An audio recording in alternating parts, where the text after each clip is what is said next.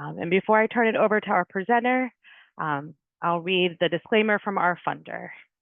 The contents of this webinar were developed under grant H421F240198 from the U.S. Department of Education, the department. The department does not mandate or prescribe practices, models, or other activities described or discussed in this document. The contents of this webinar may contain examples of, adaptations of, and links to resources created and maintained by other public or private organizations. The department does not control or guarantee the accuracy, relevance, timeliness, or completeness of this outside information. The contents of this webinar does not necessarily represent the policy of the department.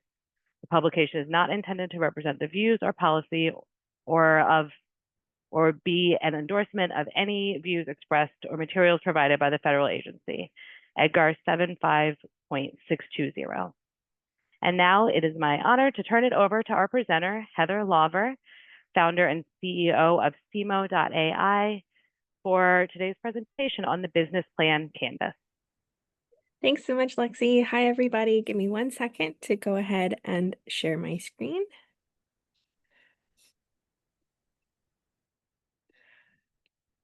Can you give me a thumbs up if you can see that?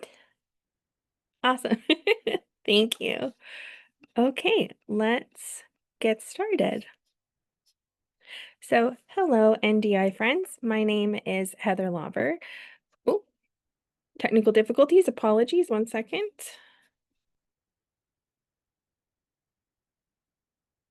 Let's try that again.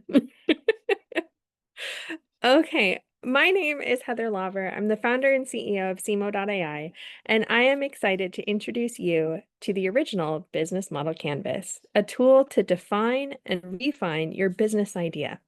I'd like to start by introducing myself just a little bit. I am a proud lifelong entrepreneur.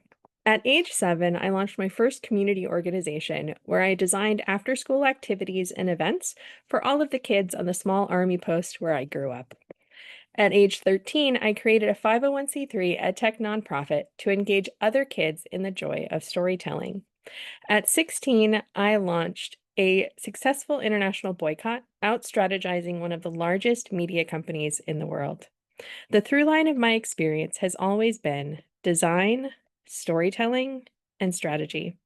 With that unique skill set, I have spent over 10 years as a pitch deck and fundraising specialist, helping founders create data-backed brands, compelling stories, and stronger strategies to achieve their dreams. So far, I've helped minority founders raise over $200 million in venture capital. Clearly, I've been at this startup game for a very long time.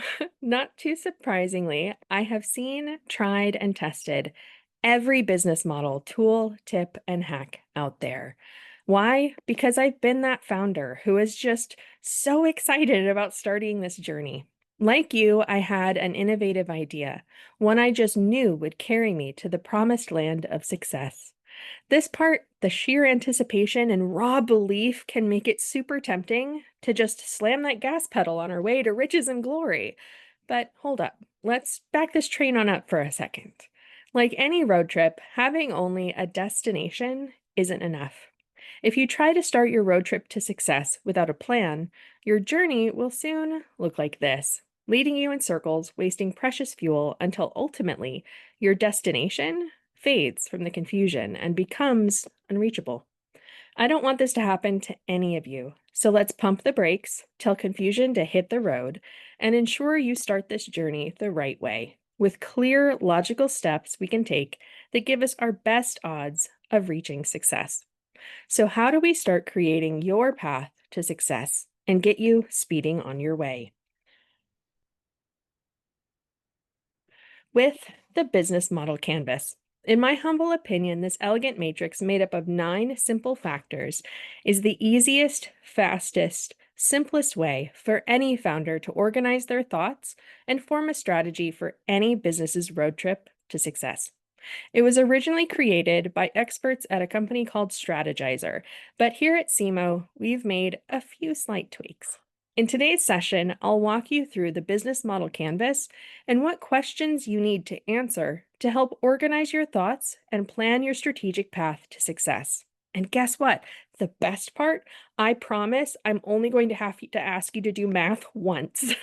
As someone who's dyslexic with numbers, this is what sold me on the business model canvas. So yay, next to no math. But that said, if all this starts to get a little overwhelming, please don't panic. We have a free online version ready for you at Ceemo.ai/canvas. Now, the canvas was designed to be a great big poster, which isn't super readable here on Zoom. So I will rearrange things at first to make it a little more readable. But it is all color-coded to match the main versions available online. Now, let's start those engines and get going.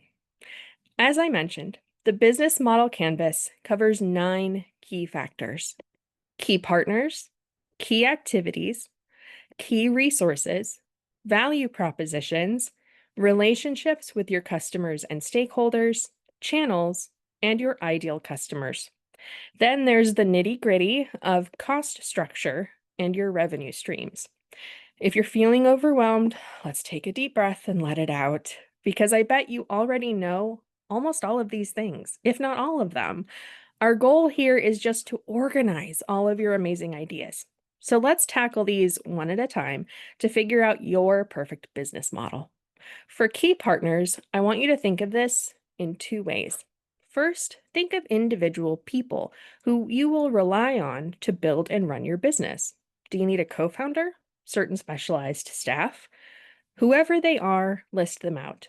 Second, organizations. Could outside partners be key to your growth or operations? As the saying goes, no man is an island. No business is either. Solid partners can be a firm foundation to build on. But I want you to also answer 2 strategic questions. First, how can I align everyone's interests to create a win-win scenario for everyone? This will make your life recruiting partners so much easier and go a long way toward helping keeping them happy. Finally, now that you know who's integral to your operations and we're all aligned, there's one last strategic challenge. If any people or organizations are make or break for my business, how can I minimize risk? You don't want your entire business to fall apart if a co-founder is forced to leave or if a partner goes out of business.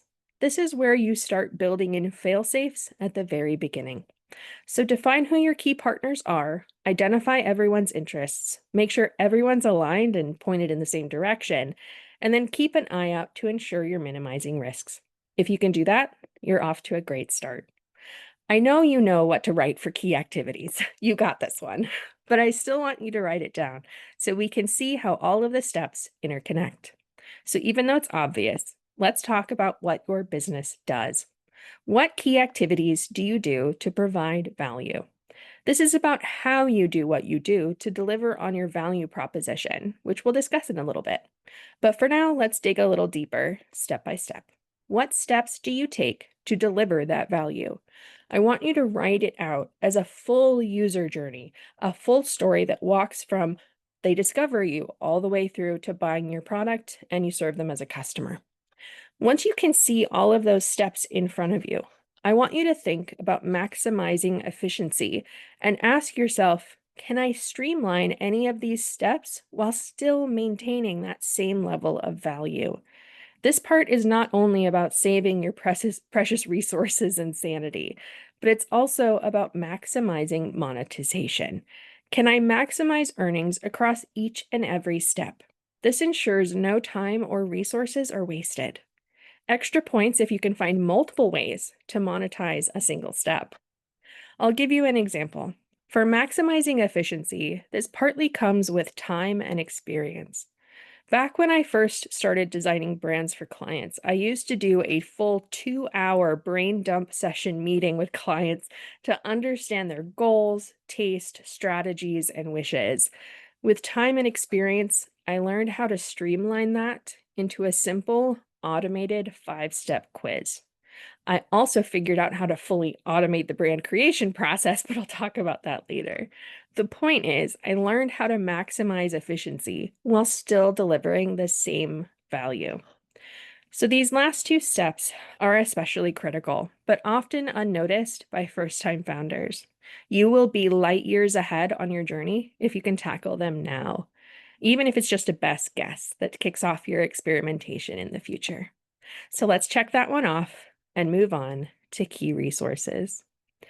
This is all about what's fueling your key activities. What resources are vital to operating your business?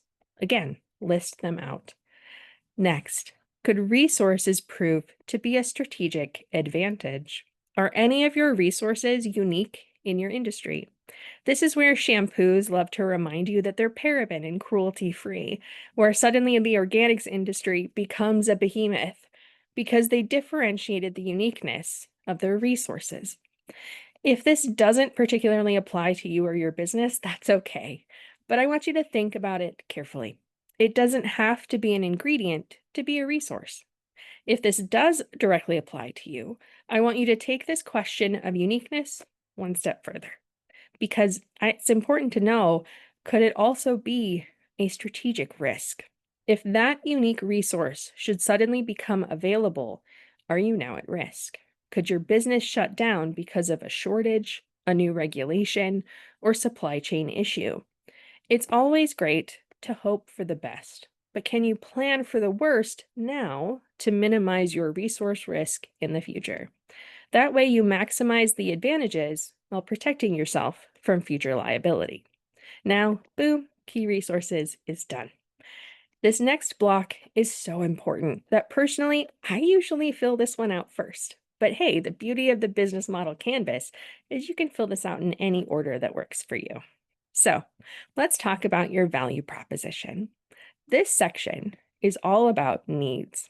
What specific thing or service does your customer need? I don't just mean want. I don't just mean nice to have. I mean really viscerally need. You need to drill down into that need. You need to eat, sleep, breathe, live, the root of it all. What pain point do you solve? This is about the driving force of your business. It's not your product. It's not your value. The driving force that makes the world go round is this. What impulse or emotion drives my customer to buy? This may all sound like the same question. They are related, of course, but they are unique and distinct aspects of your strategy. The need drives pain, which triggers an emotion that triggers us to part with hard-earned money and buy from you. If you can define, understand, and refine each of those steps, you'll have a much better grasp on creating a repeatable value chain. Can you identify, hook, and repeat this sales cycle? This part is so important, yet we have seen this ignored far too many times. So here's a little bit of advice from Ceemo, your friendly automated CMO. Too many founders fall in love with their product. They obsess over gizmos, gadgets, and all the fancy doohickeys, as if features are driving their customer to buy. Your product is important, but it is not the driving force that kicks off your repeatable value chain of business. The first domino to fall is all about needs, human needs. So please do me a favor. Do not fall in love with your product. Fall deeply, madly, head over heels in love with the problem that drives your customers to purchase from you. It will help you understand, empathize, and relate to your customers. Also, you can create a better, repeatable chain of selling and providing your value proposition, driving your company forward. Phew, that was a biggie. So let's check that one off the list and move on to relationships. This is about strategically setting up key logistics to reinforce how you relate to your customers and how they relate to you. Let's start at the beginning and talk about how you identify. What's your underlying model?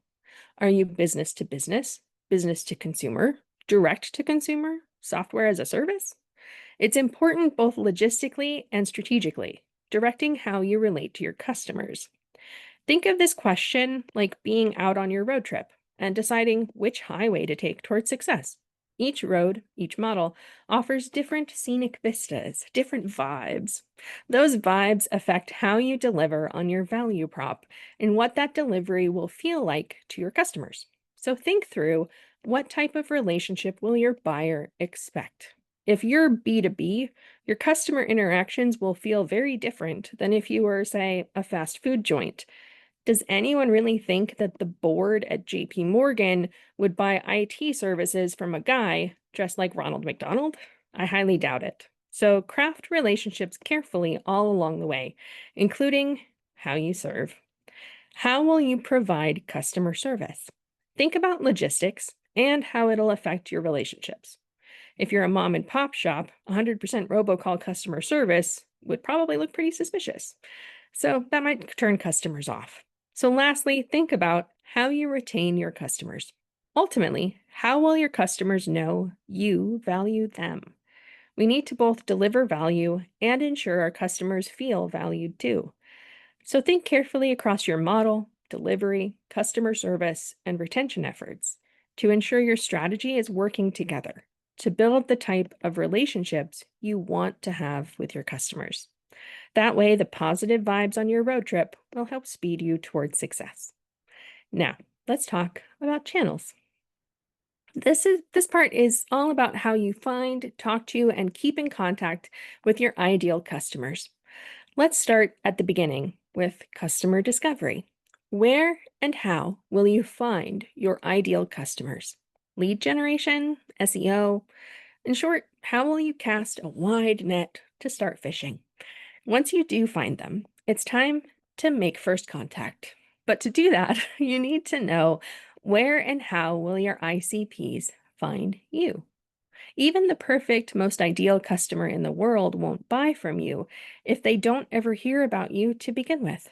So where do they go to learn about or buy from your competitors? What social media platforms are they most likely to use? Once you've found your customers and they've discovered you, it's time to establish communication. Can your first impression get you to a yes or a no as fast as possible? Think about the thousands of ads you see every year. That first impression needs to be strategic and effective to get you to an answer as fast as possible. It may sound counterintuitive, but a really fast no is just as important as a solid yes. It saves you from wasting time and resources. Lastly, maintaining relations is vital. What ongoing steps are needed to stay friends with your customers, to keep them loyal and coming back for more? Now, here's one way I'd have redesigned the business model canvas. Personally, I don't think you can define your channels until you've defined your exact customer segments. Kind of crazy, huh?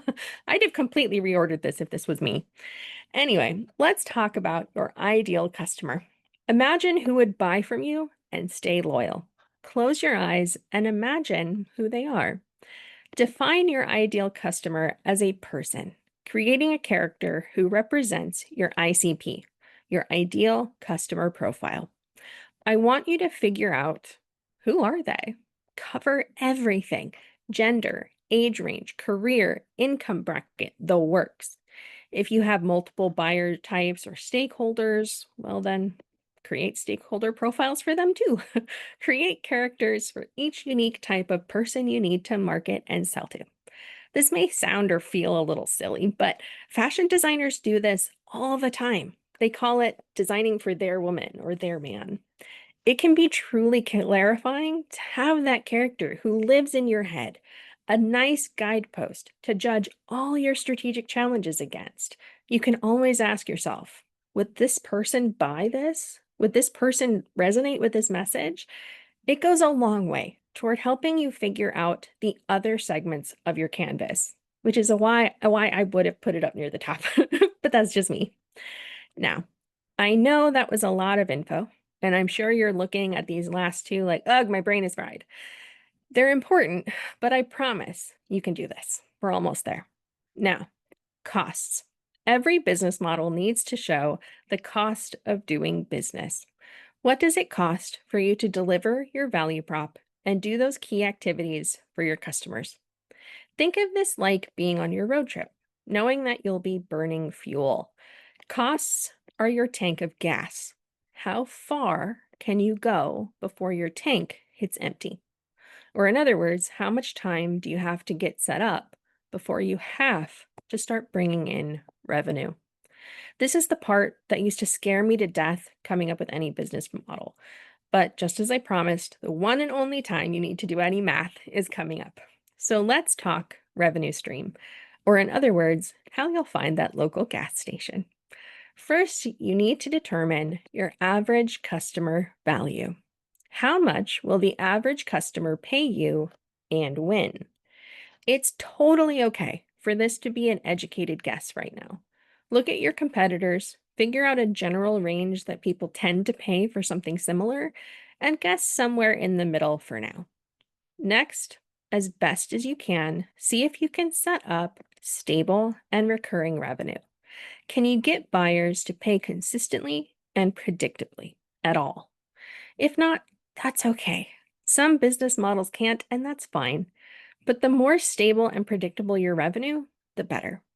This is especially important for businesses going after venture capital. Now, get ready.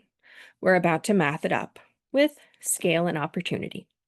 We need to multiply your ideal customer profile value at scale versus the size of your potential market. I know, that sounds like a lot. Let's break it down. This is where the rubber meets the road, where we find out just how successful success could be. Time to get out those calculators while self-soothing by imagining just how wildly rich we're going to be one day. I want you to take your average customer value and multiply that by how many customers you think you can achieve at scale. Think about how many customers you'll have at year 1, year 2, and year 3. Keep multiplying. Look at the results compared to your costs. Even as your costs grow over time, are you still turning a profit? If so, great, but don't get your hopes up too much just yet. There's one last step to double check our assumptions. But don't worry, there's no more math. We're done. Yay. We need to figure out the scale of your market.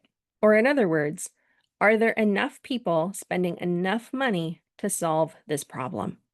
Is the market big enough that if you captured just 1% or less, you'd still be a huge success?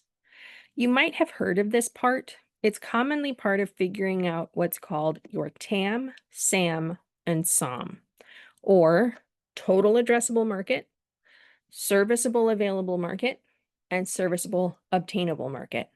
That's venture capital speak for, is there enough pie to go around? You don't have to math this part, you can just Google it. So Google the global value of the broader market you're in. If you're in healthcare, Google the global healthcare market valuation. That's your TAM, the total market you're playing in today. Next, Google whichever market sector you're targeting in your specific geographic region to start out. Using our example of healthcare, that could be cardiac healthcare in the US. Google that market valuation, and ta-da, that is your SAM. You're showing the broader market demand and specifically which slice of the pie you're targeting for a key strategic reason. Finally, the very last segment, your SOM. Take your scale number, where earlier you multiplied your average customer value by total number of customers. Does that total look like a reasonable percentage of your SAM, your strategic market segment? Does it look like a number of customers that you could reach within 5 years? Does that number look like it could fill up your tank so fast that you blast straight to success and start living the high life? Then congrats. Your revenue and market segments show you have one hell of a solid business plan. Now that we know all of the elements of the business model canvas, it's time to put theory into practice with a sample canvas all filled in. I'll share 2 sample canvases covering 1 retail small business and 1 venture scalable software as a service company. Before we get started, there is one quick warning. This section is not financial advice. Did I mention I'm dyslexic with numbers? The numbers presented will not be accurate. They're just to give you an idea of how the cost and revenue structures function and the various ways you can figure it out for your type of business. So with that said, let's dive in with our first sample canvas for a fabulous fake company called Doggy Tuxedos, where we make custom canine couture because every dog is the best dog. When I do demos of the Ceemo software, this is my favorite fake company to use. So let's create a sample canvas for doggy tuxedos in the order I typically recommend for first-time founders, beginning with your value proposition. Dog and cat owners everywhere want to celebrate in style by including pets in life's biggest moments.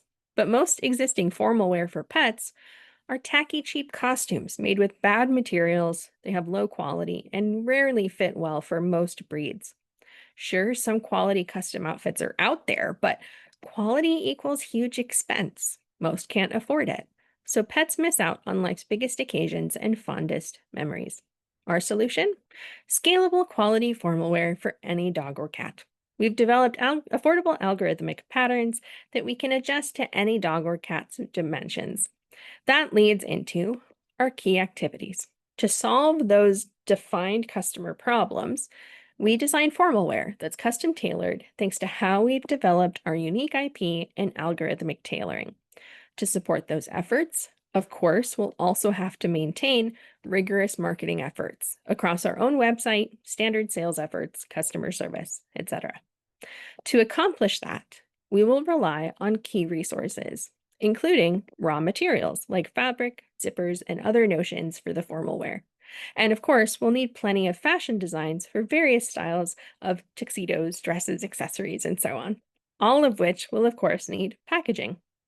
To manufacture all this, we'll rely on key partners, like suppliers of those raw materials and manufacturers who will produce the formal wear. Creating this canvas inspired one more potential partner, but I'm going to leave that a mystery for right now, so you can see how each segment of the canvas can inspire something unexpected. For now, let's talk about who we're going to sell all that fabulous stuff to, or our ideal customers.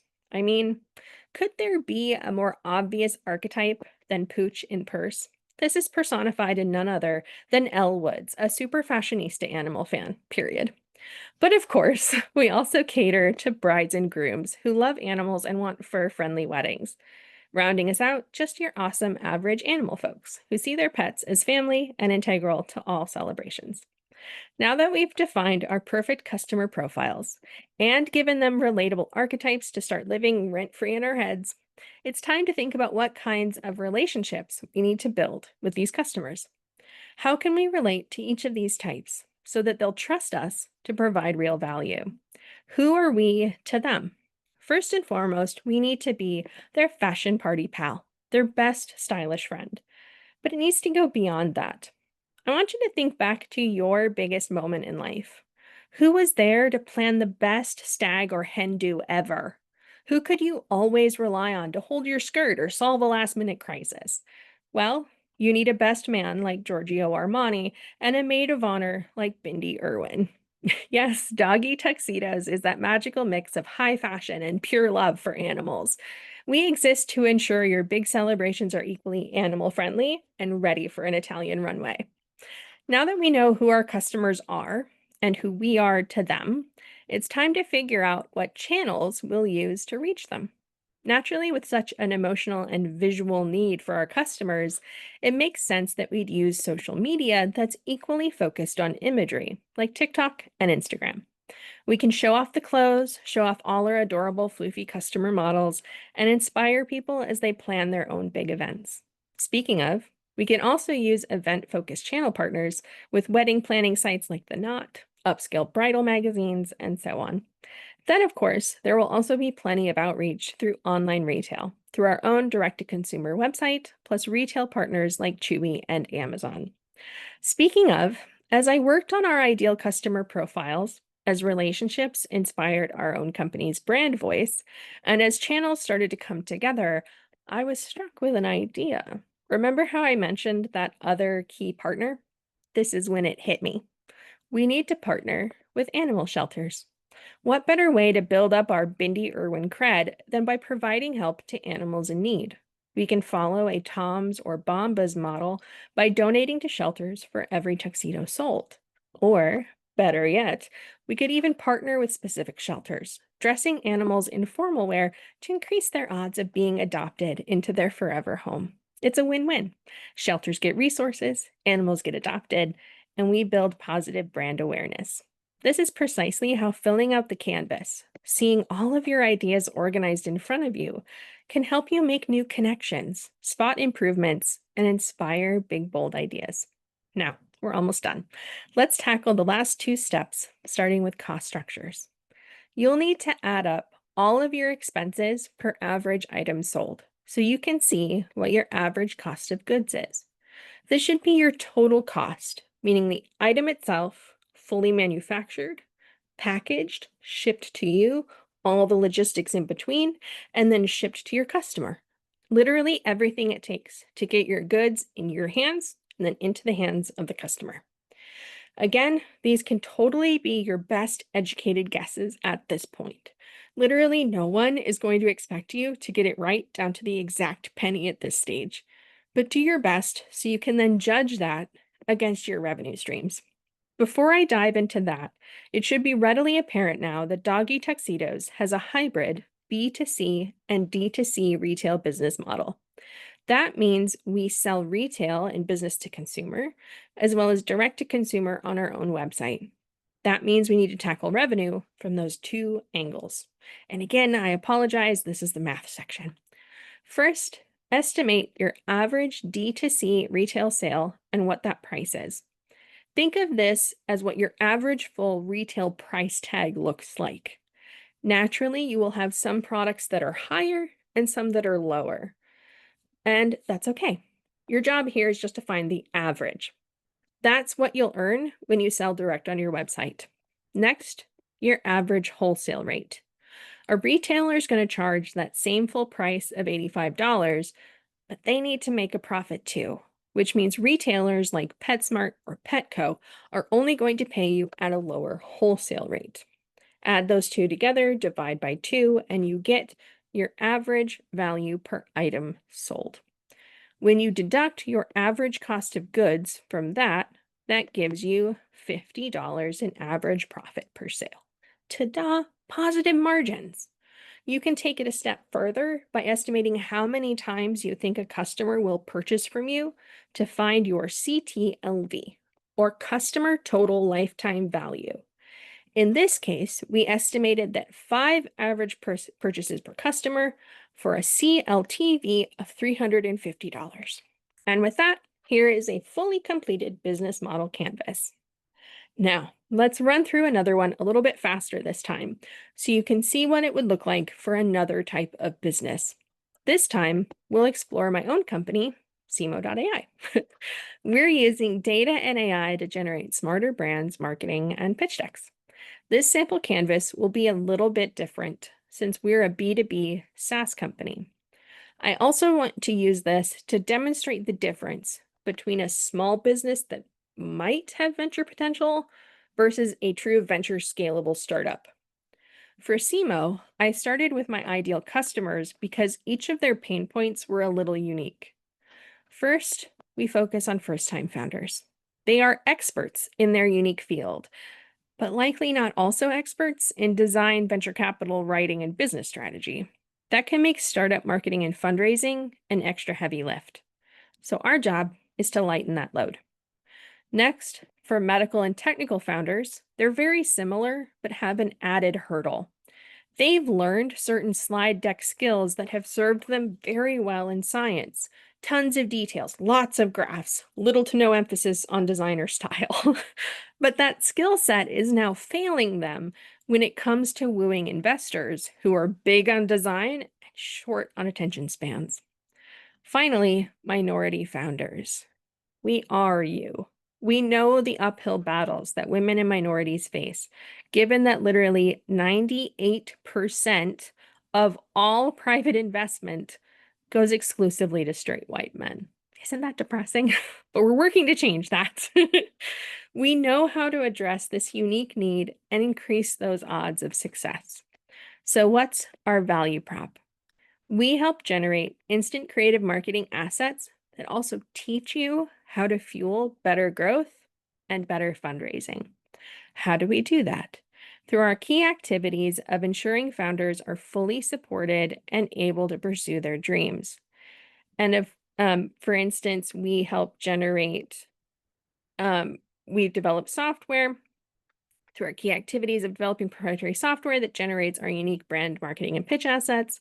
We also offer one-on-one design and support services, ensuring founders are fully supported and able to pursue their dreams. And of course, like all businesses, we have to market ourselves. To fuel those activities, we rely on key resources, like our awesome software developers. Shout out to Jake, Scott, and George. And of course, designers and experts like me, Sarah, and Kaylee, who design and create all the visual and strategic elements.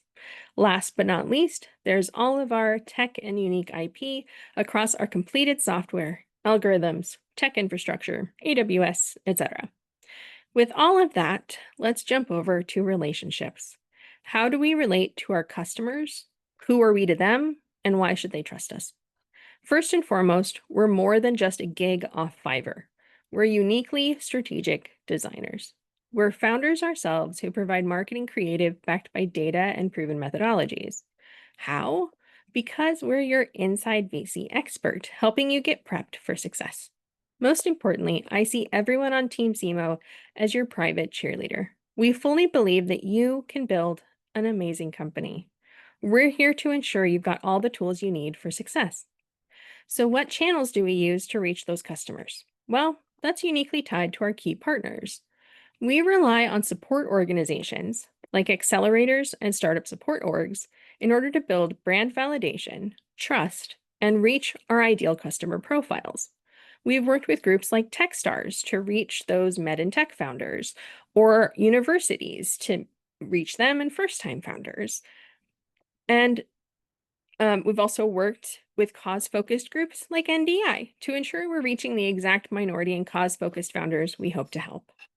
They also help us to put on events like this one, further spreading support, information, and of course, boosting brand awareness. Hosting regular events gives us plenty to post on social media, predominantly focused on business-based platforms and popular marketing apps used by founders. Finally, we also rely on tech partners like Crunchbase and Google to help make our technology possible. Now, with all of that, I'm going to do cost structures and revenue streams slightly differently to focus on the path to venture capital.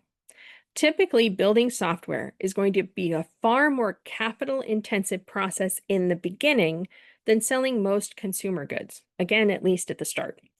Let's say, for instance, that creating our proprietary algorithms and software would cost a whopping $700,000 upfront before we ever see a penny of revenue.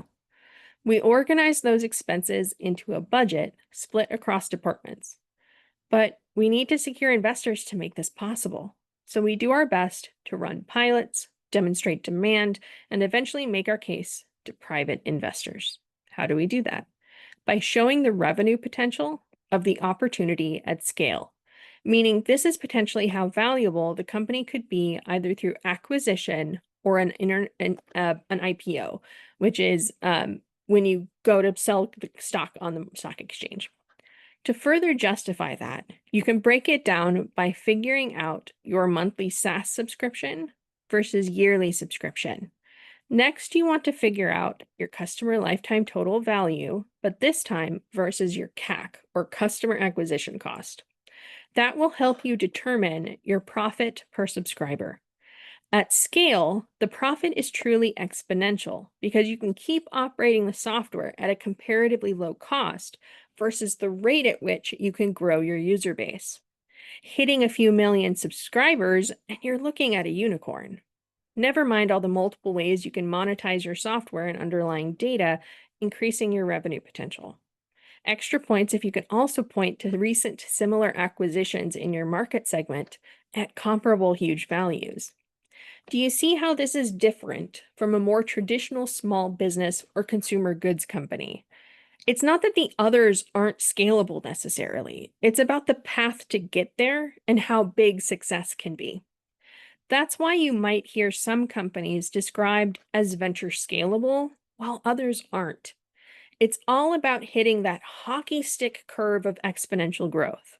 Or in other words, does it have the potential to get large enough that even your earliest investors will still see a sizable return?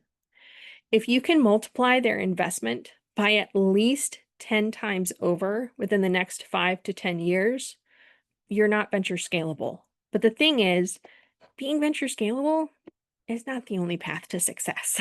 Now that you can arm yourself with a solid business model canvas, I know you will be going on some amazing journeys, ready to share your gifts with the world. No matter which business model turns out to be right for you, you will find yourselves just around the corner from success beyond our wildest imaginations. If you need any help, Team Ceemo can help you each step of the way so you can focus on what matters and start something amazing. We eliminate the guesswork to create your complete custom brand based on actual market insights, not empty aesthetics. In just 10 minutes or less, you'll have a complete brand package. Then, in an instant, you'll have a full custom branded marketing kit, all fully editable in Google Slides. Need a little help with strategy or crafting that perfect investor narrative or filling out a business model canvas? On top of our one-on-one services, get 24/7 support from Ceemo Chat, your own AI CMO to help with everything we've learned helping founders raise $200 million. In just 10 minutes, you'll have everything you need to launch something beautifully. If you'd like to get started with Ceemo, there's no better time than right now. Head over to Ceemo.ai to sign up and use code CANVAS to save 50% off all of our subscriptions. That means a new brand, marketing kit, and coach could cost as little as $25 a month. In the meantime, check out Ceemo.ai/canvas for all sorts of free goodies, including your own business model canvas template. Thank you very much. I really hope this was helpful, and I'm excited to answer all of your questions. Thank you very much. You, Heather. That was amazing as ever. I'm Thank just you. waiting to get spotlit. Here we go. And I just want to do a plug for our national convening that's coming up on the 5th and 6th of November. We're going to put the link in a moment. But the reason I'm saying it now is one of the sessions is around demystifying the language of startup capital. And it just ties in beautifully with what Heather's been talking about. I know it can be confusing, the TAMs, the SAMs, the SOMs, etc. And that particular webinar is going to go through all of that and more, particularly to think how you can take what Heather said, use your canvas and really think about how I can then understand if I am trying to get more capital. So we will put the link in the box in a moment. I just wanted to say it now because it just ties in so beautifully with what Heather's taken us through. So we have quite a few questions really around, I suppose, working with customers, so one example is I plan on my business doing B2C and B2B. Should I create two separate business model canvases? You can, if that helps you to figure out the differences between the two, that's not a bad idea. And then you can see kind of where they overlap and where the similarities are. And then maybe you could streamline it into one hybrid after that. But it's really up to you. The beauty of the business model canvas is you can tackle it in a lot of different ways, no matter what kind of business you're working on.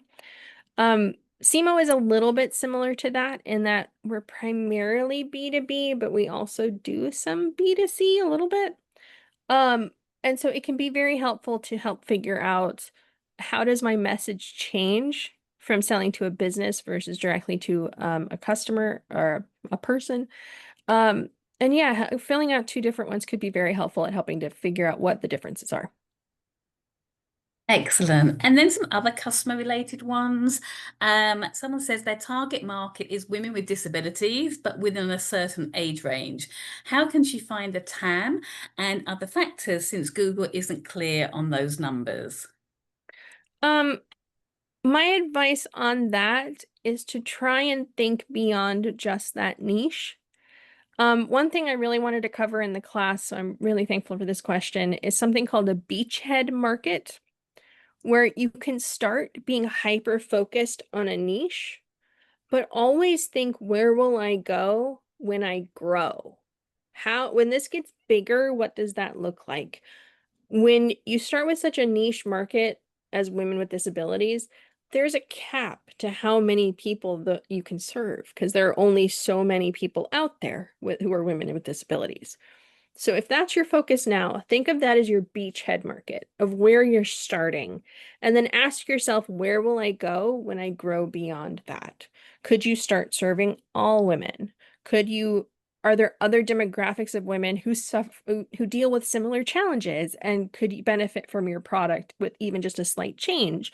And then you can start to see as you break out beyond that beachhead, what is that broader market and what does that look like? And sometimes if you broaden that out and search for that market valuation, then you'll get an answer. So you can start to break that down by saying, now I'm going to make a guess here and say that you're doing, let's say, self-care cosmetics maybe. And you're going to start with serving women with disabilities. But you can look at the broader self-care cosmetics market and say, okay, that market is worth X according to what research entity you find on Google.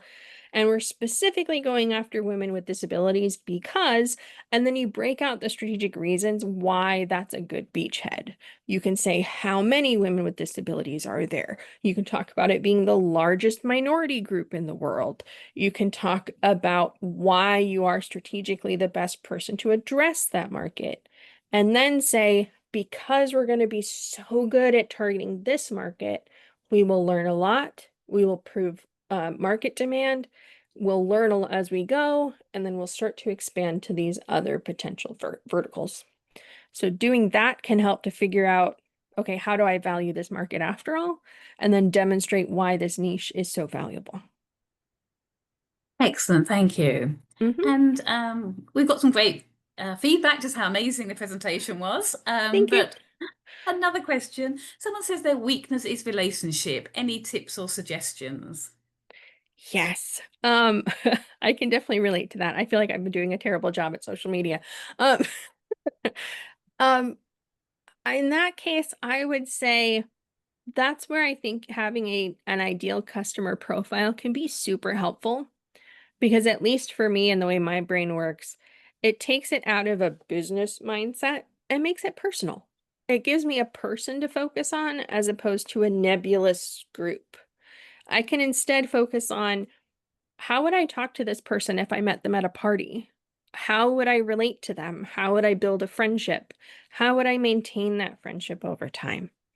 And to me, that's so much easier to tackle than broad, nebulous groups and what business would say to do. And it ends up creating relationship models for your business that are much more authentic, much more personable, and usually of more value to your customers as well. If you need a little more help, I'd really recommend there's a book called Primal Branding that talks about this quite a bit. That's really good. I can't remember the author's name off the top of my head. But that's really good. You can also look at companies that are similar to yours and see how they maintain relationships. How do they define their company persona? How does that infuse their marketing?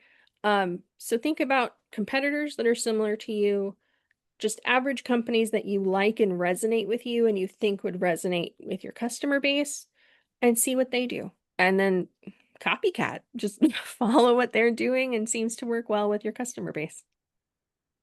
And can you say the name of the book again? And we'll make sure we try and put it into the answer. And if not, we'll certainly send it out a link when we send the follow-up email tomorrow. Yeah, absolutely. I'll also look for it and I'll put it on the Ceemo.ai/Canvas site. It's called Primal Branding. Perfect. Mhm. Um, I get our great team has somebody from the audience has put it in, and so we'll make sure we also put that into the Q&A so that everyone can see that as well. While we're doing that, there's quite a few questions around how is this different, better, not better than the more traditional business plan that people may have heard about. So if you just talk a bit about when you might want to do either, or do you need that 30-page business plan in your opinion?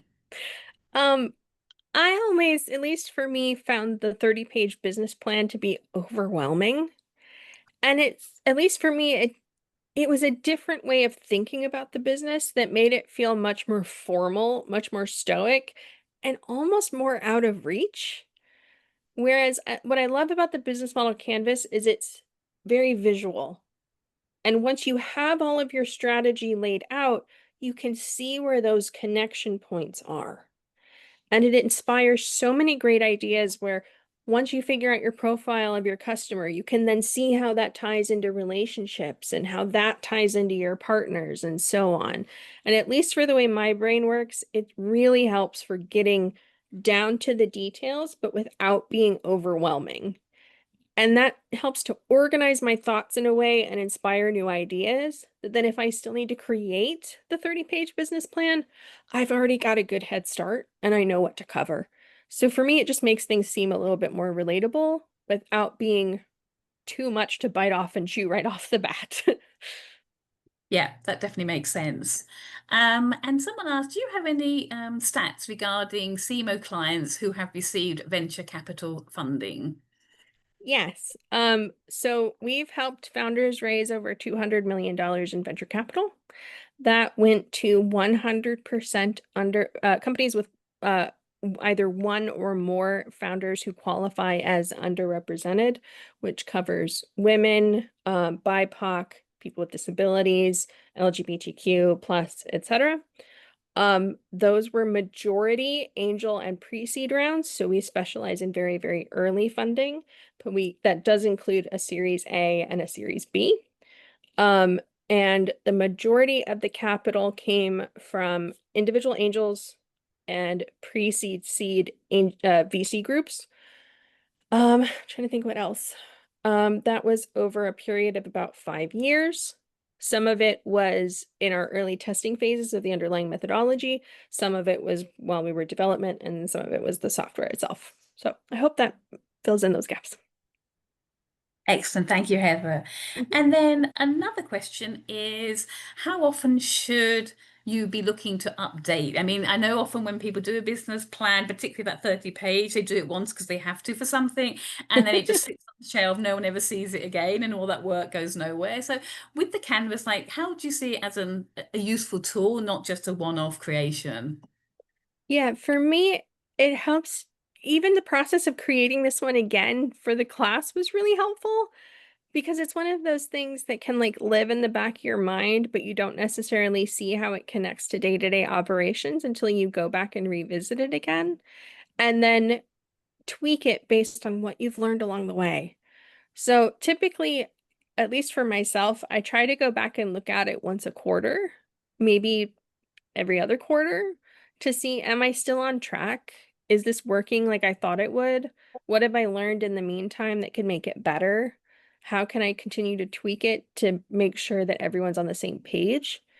And I think that's also where it can be a huge help the more you go back and revisit it, is making sure that you not only have your thoughts organized, but then you have an easy way to show to new team members, this is what we do and why we do it, and who we serve and why. And so it can be a helpful way to make sure that you've got your thoughts figured out, you're continuing to tweak and plan as you learn and grow.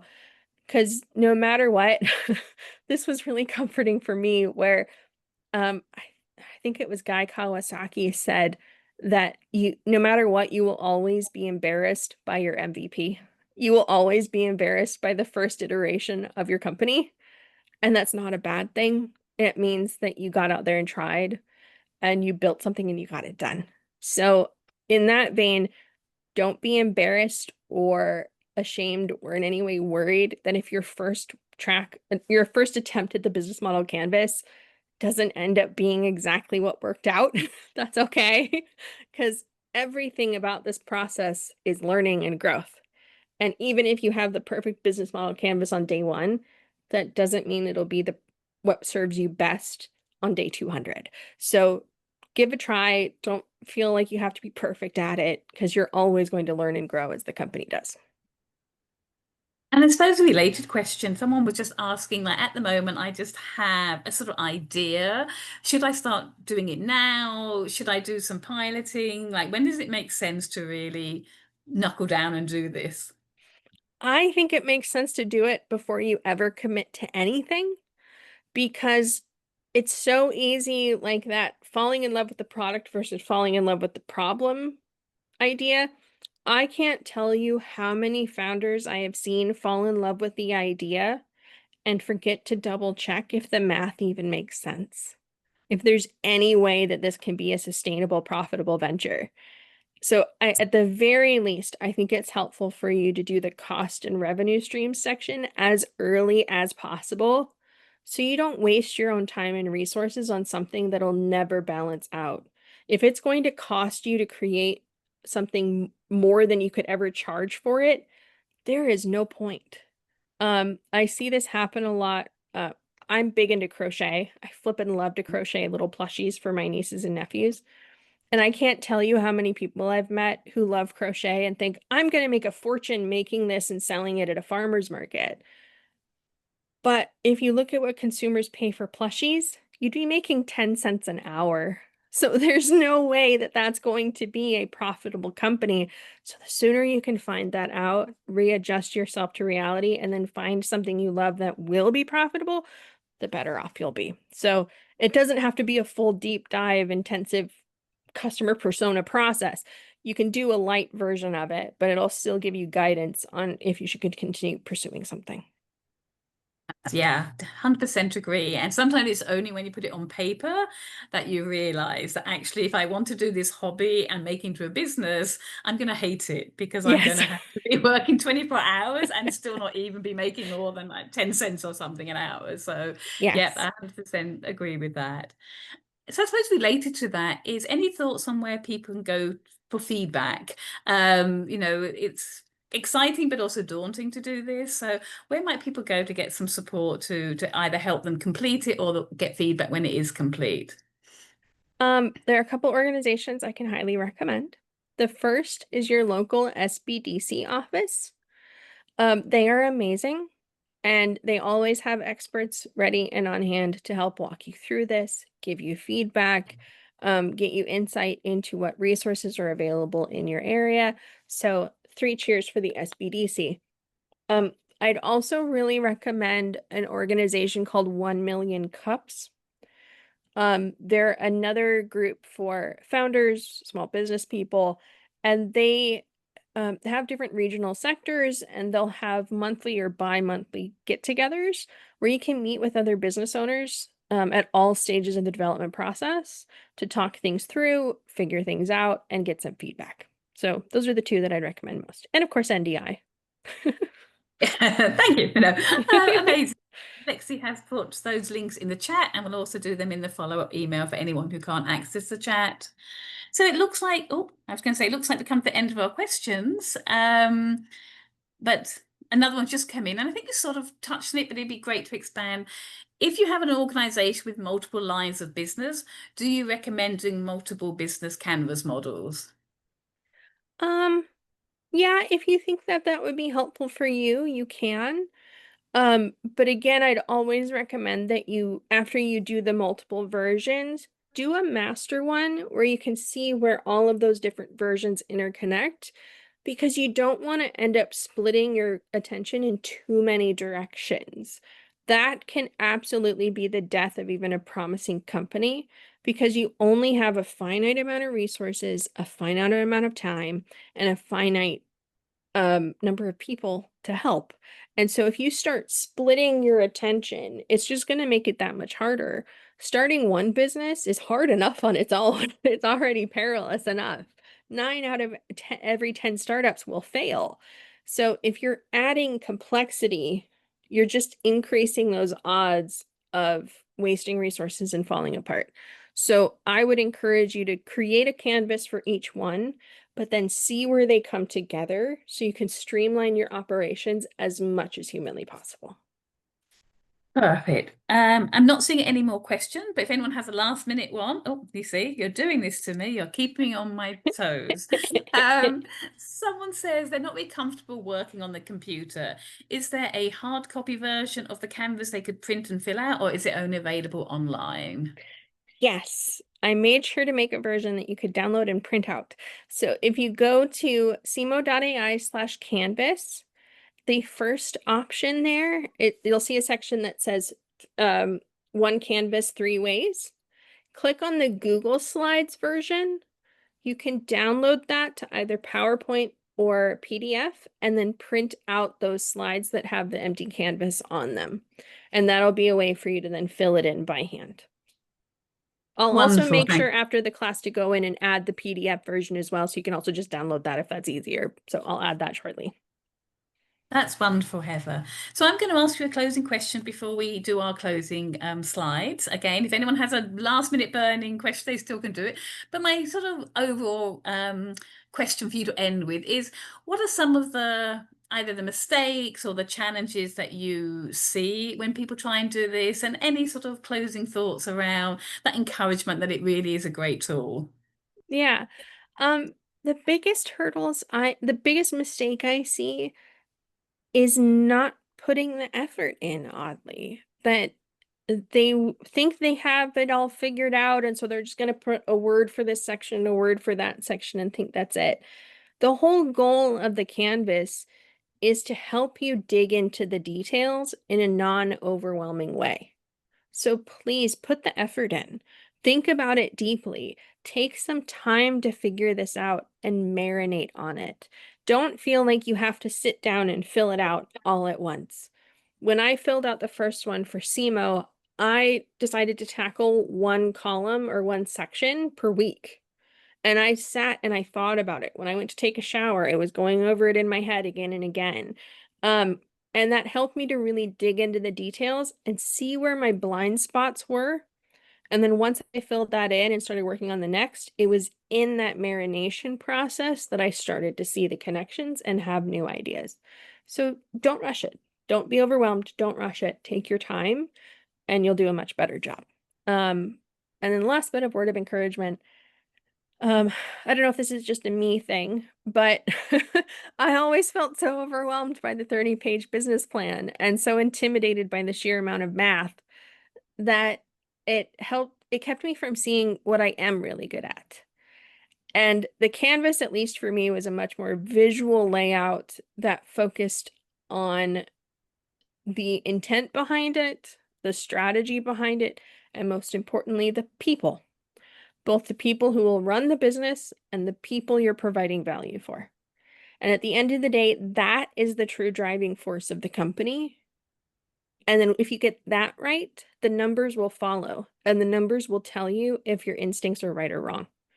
Whereas I feel like every other business model tool starts with the math first.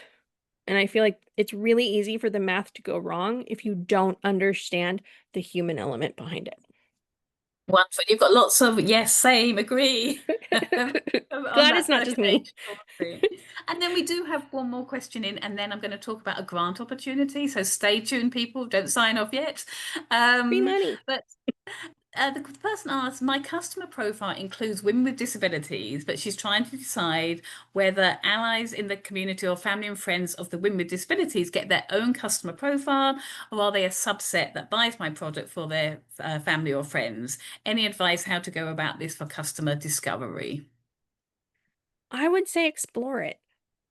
Definitely dig into it because even if, okay, I'll give you a good example. My last venture was an ed tech platform. It was a continuation of the company I started when I was 13. And I got so obsessed with the kids because that was my favorite part of what I did, was working with the kids, helping them discover the joy of storytelling. But I got so focused on the kids, I didn't realize they're not the decision maker. They're not the person that's actually deciding to part with money and buy my product. That's the school. And I realized I wasn't talking to the school at all.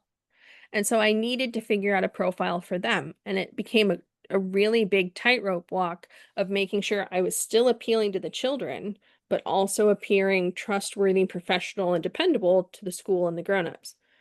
So it was really helpful to come up with a customer profile for each and then balance that out, that I made sure every time a design decision or verbal decision appealed to the children, I was also balancing that against something that appealed to the adults. So in your case, I would say, are the family members, caregivers, etc., are they involved in the buying process? Are they the one who's making the decision to part with the money in any way alongside the women themselves? If they are, make a profile for it. Figure that out. Dig into what's motivating them to say yes or no. Even if they're a contributing factor to whether or not the woman decides to buy it, figure that out. Make sure that you're talking to the people who are parting with their money. Excellent. Thank you, Heather. And as you said, this isn't a one time. As you scale, as you grow your customers, then absolutely you can be refining, redoing. So you don't have to have all the answers straight away. But just want to thank you, Heather, as ever, for just an amazing presentation. Like I said, some fab comments in the chat and the Q&A, thanking you for your time. We always appreciate your help and your support. So thank you for that today. Thank you. It's always a joy. I love working with NDI and the whole community. So thank you for having me. So we're just going to give you some more information about some resources that can help. So this particular webinar was funded through our grant for our Inclusive Ventures 21st Century Strategy for Entrepreneurs with Disabilities. We have just entered our second year. We began October 2024. We are supporting state vocational rehab agencies who are trying to update their policies when it comes to self-employment and small business. We are helping, working with counsellors who really want to know how to support self-employment plans. And we are supporting, as Heather mentioned, things like SPDCs, SCORE, other organisations who, again, are trying to be more inclusive. But particularly, we are supporting entrepreneurs with disabilities at any stage of the business cycle. And we do this through these monthly webinars, through newsletters, through one-to-one support. And we also can offer a range of services that can really help you start and grow your business. So definitely keep in touch with us. The other thing to say, though, part of the webinar program is our national convening. It's taking place, like I said, on November the 5th and 6th. It is 2 half days. It's free as the sponsors pay the fees. It's fully virtual and it just has amazing content. Not only, like I say, one around how we can really understand the language we need if we're going to try and get capital. It has around AI. It has about marketing, online marketing, how you can really grow your business, as well as entrepreneurs who are going to share their stories about how they've been able to start and grow their business. So we 100% would encourage you to attend. If you can't attend on the actual day, all the sessions are recorded. And you can come back up to 60 days and watch.